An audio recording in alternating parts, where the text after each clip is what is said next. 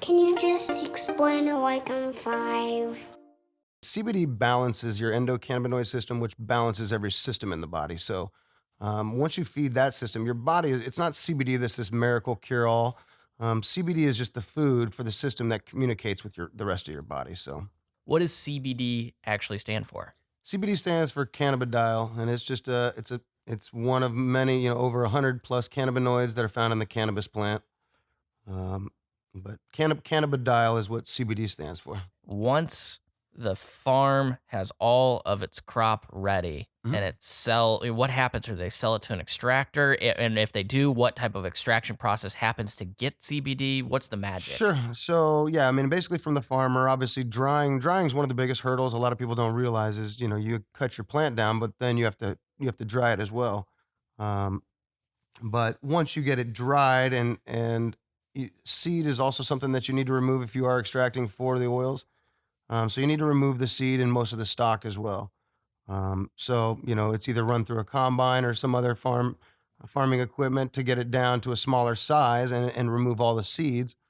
And then yes, it's either sold to a processor or some people are processing on their own. But generally speaking, if you have 100 acres, most likely you're not geared up to be doing any extraction for that. So now we get to the flower part, and we've got this thing that almost looks like marijuana. Sure.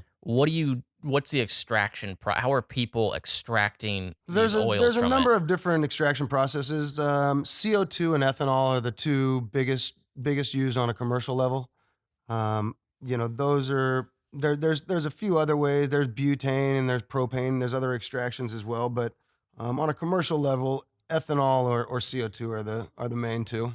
And with something like ethanol, I mean, I'm sure people hear that and like, "Oh god, it's scary. It's been cut with It's just ethanol." like grain alcohol, 200. I Okay. mean, it's basically just 200 proof alcohol is all it is. Once we've extracted out this CBD content, what happens then? Then I mean, so again, if it depends on how you're. Some people are taking the CBD down to just a raw oil. Other people are taking it down to a fine powder to an isolate.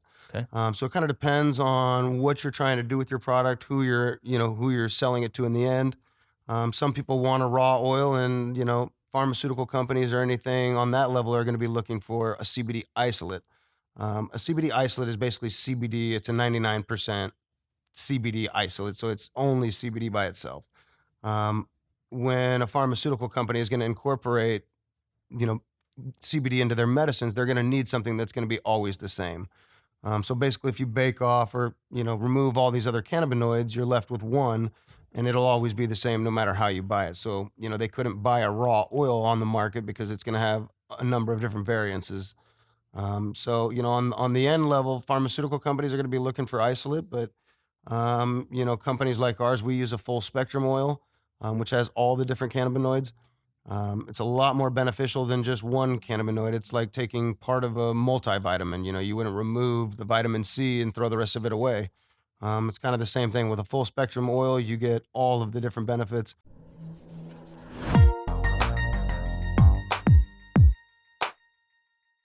Can you just explain it like I'm five?